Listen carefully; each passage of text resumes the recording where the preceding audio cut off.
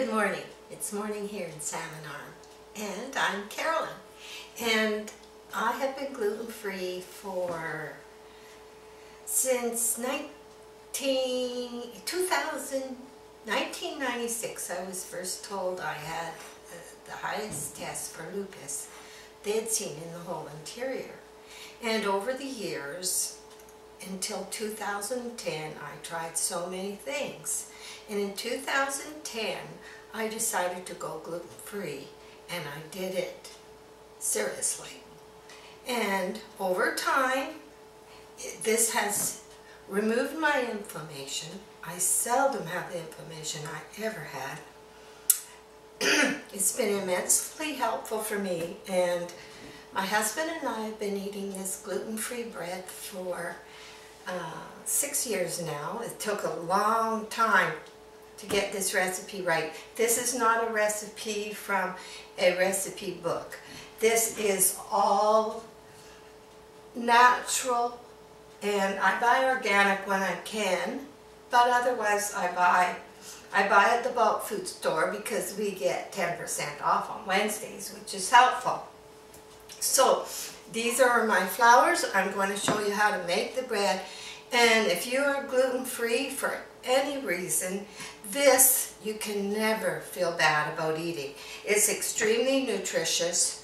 It's not full of starches and white flours, tapioca starch. If you go buy bread in the store, you'll be disappointed. Look at the ingredients and you'll see. I mean, it's terrible. And I'm hoping that I can just help somebody else out with this recipe.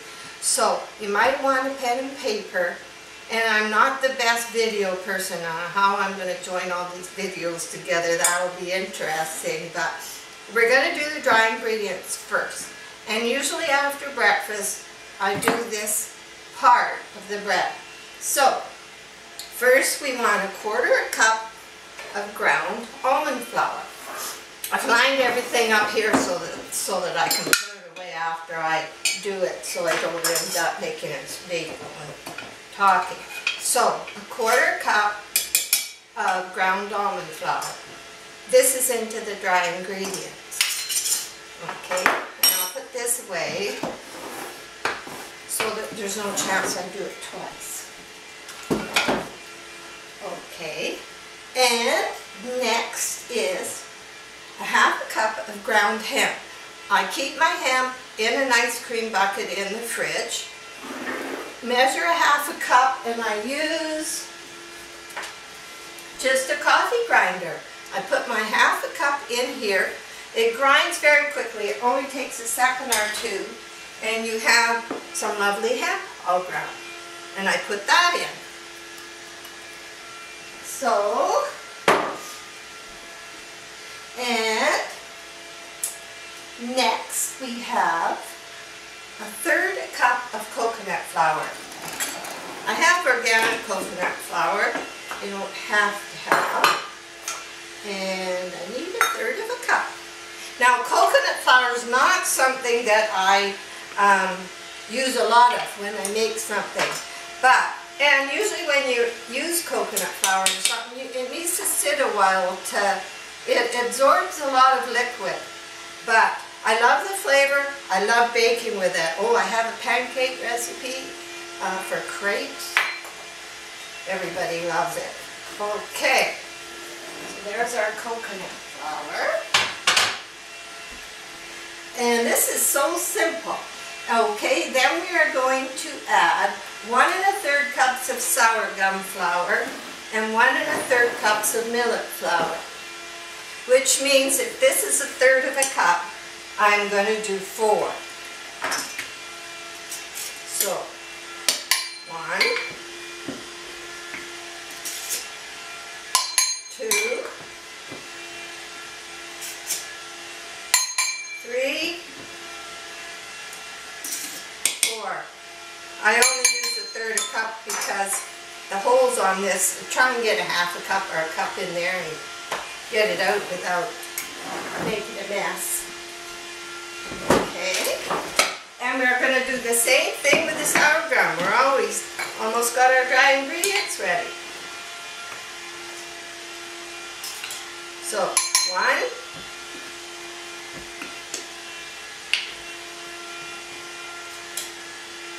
2, 3, and the last one is 4. Okay?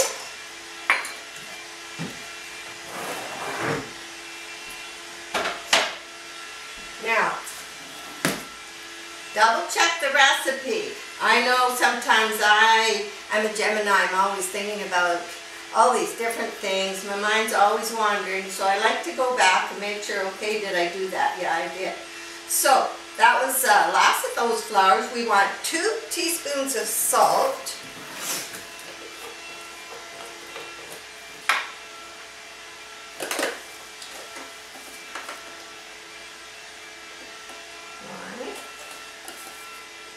Two teaspoons of salt, and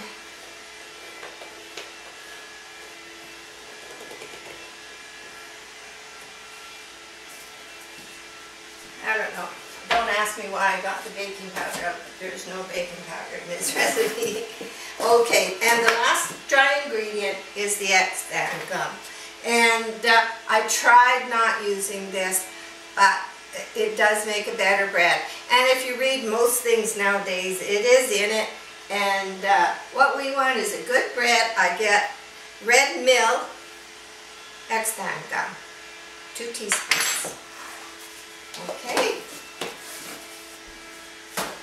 Now, did we get everything? We have a 1/4 cup of ground almond flour, a 1/2 cup of ground hemp seed, a 1/3 cup of coconut flour, 1 1/3 sour gum and millet, the salt, and the X-Stand gum. So, the dry ingredients is all ready, and I have a little whisk, and I whisk it up. And I'll do that a little more later so I don't waste your time any more than I am. So this will get stirred nice, and I'm going to set it on the counter. And now we're going to do our wet ingredients. I should have plugged that in, and I'll do that right now. There. Now, this little blend tech I have been using for 6 years. I love it. They're very good because I thought, well, when you use it, you hold it down, it's shaking, but don't do that. And I learned because I wrapped this little bit here, but I sent it to them, sent a picture. That's all they asked for. They asked for a picture of the jug, and it was already at least 4 years old. And within a week, I had a brand new one. They're so good. They're free, I might add. Okay, keep your receipts if you do buy one. This is a blend tech. We use it every morning. We make a whole juice. We throw in a lemon from the greenhouse and an orange, add a tiny bit of water, put it in here. There's nothing left but juice, and you get all the goodness. So enough of this. I'm not trying to sell it. Nobody's paying me anything. It's just what I use. Okay, let's do the wet ingredients. The first thing I add is 2 bananas. I try to pick big bananas. It doesn't really matter. These are more medium, and I just throw them in like that. So there's the bananas. And 3 egg yolks. Now, I separate them. I put the white in the bowl, the egg yolk in there. And you'll find out why when we go back for our ketchup on this. So, okay, egg yolk in the blend tech. And 2 more.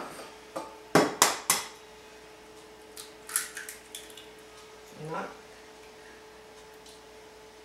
my first cooking video, and the only reason I'm doing it is because I know it's so good, and I've tasted many before I finally started making my own, And you can feel so good about having this because, oh, caught it.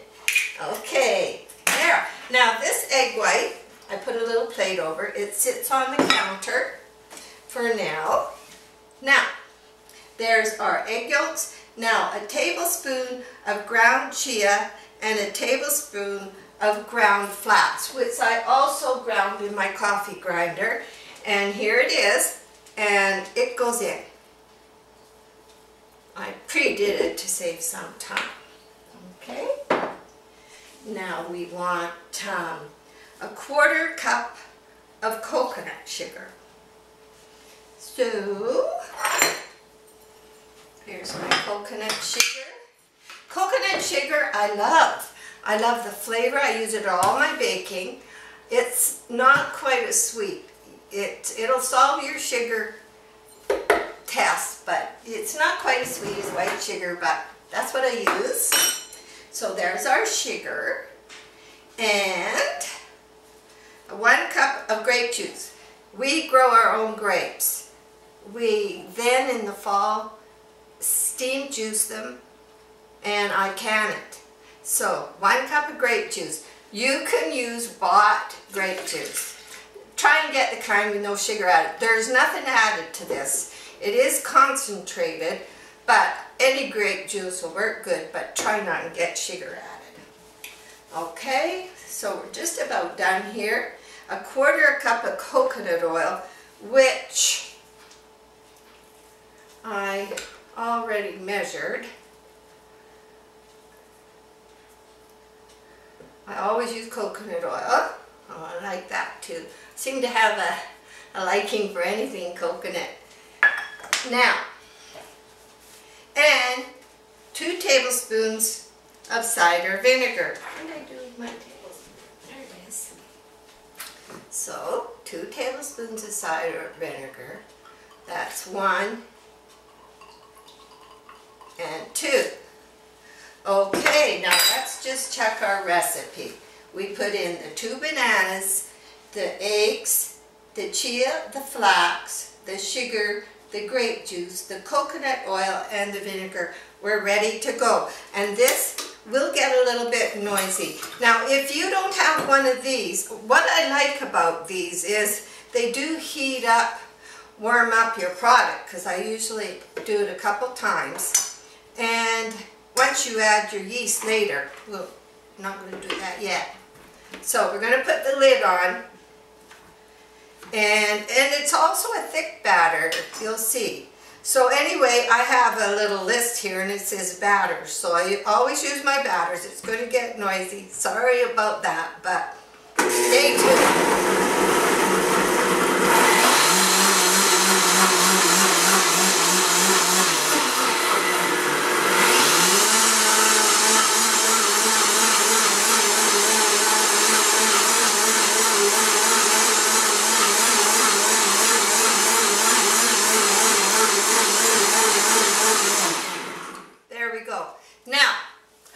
I let the dry ingredients sit on the counter with the egg white.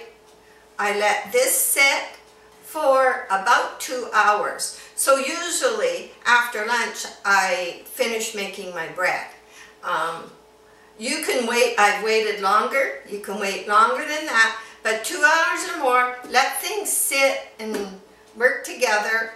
And any time from after lunch to after supper you can finish the rest. And I'll turn the video off and I'll get back to you when we're ready to finish our bread.